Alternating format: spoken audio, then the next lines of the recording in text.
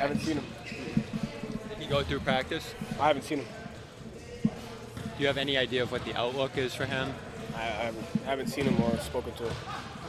Joe, how much of the changes to the offense and some of the multi-option stuff you're running now is about this year's personnel compared to just some of the stuff you wanted to take advantage of independent of the roster? No, that's a good question. I think it's a little bit of both, right? I think it matches. You have to always have an understanding where the league is headed, and I think the league is heading just playing, as you can see, playing such at a faster pace. I also think, with the physicality and, the effort defensively, I think a lot of teams are adjusting more on the fly of, like, you're never going to see the same possession, the same coverage 2, 3, 4 plays in a row. And so going to a faster pace, a reads-oriented thing, a little bit more of that.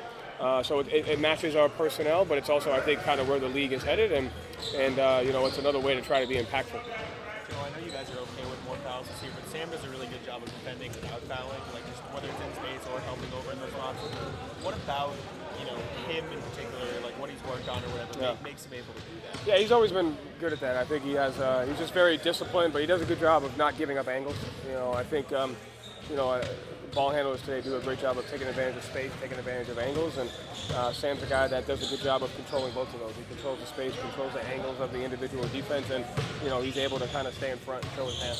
How much of that is tendencies versus just like the actual lateral movement? I know it's both. I mean, you have to know who you're defending, but I think he's got really, good lateral movement and good, defensive instincts as an individual defender. Joe, it feels like everybody's a little bit out of their comfort zone, so far.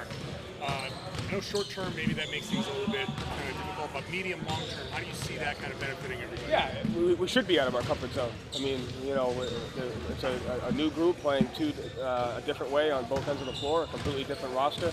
And then you got a group of guys that are, in my opinion, and they're doing a great job of it, they're learning how to be consistently good in the NBA every single night. And I think that's nothing, you can't do that in training camp, you can't do that in practice, that just comes with time. And so, it's good that we feel that way. And there's been signs of growth, signs of getting better, and there's been signs of inconsistency at all levels. And we just have to continue to fight for that and continue to execute that.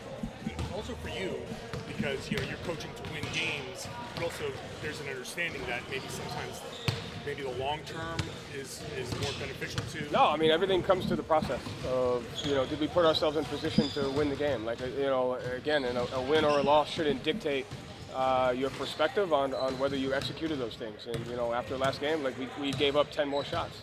Like, that doesn't, regardless of the result, that doesn't help the process of winning. And so the last 2 games, losing the shot margin because of things that when we're at our best, we're able to do those.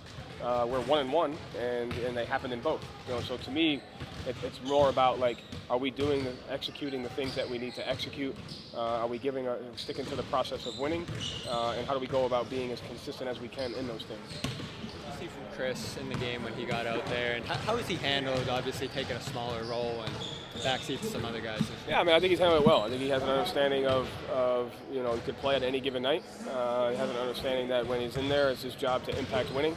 I thought he gave us some energy plays. I thought he gave us some effort. We were able to be a little bit versatile on the defensive end.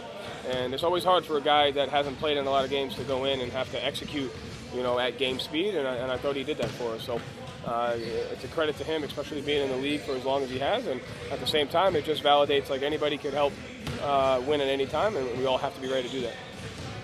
What went into Luka not being part of that rotation last game after leaving? Yeah, again, at any point in time, everybody has an impact of winning, and we've talked about depth the whole year, and depth looks like a bunch of different guys being able to execute different stuff. And so we just took advantage of kind of the depth that we have and matched, what we thought was the personnel to Orlando and how the game was going, and everyone's got to be ready to do that. So every game will call for something different based on our lineups, their lineups, the games, and we just have to be ready to do that. And I think the guys are starting to truly understand that, and it's hard to execute, but it's necessary, and the process of what goes into that is hard.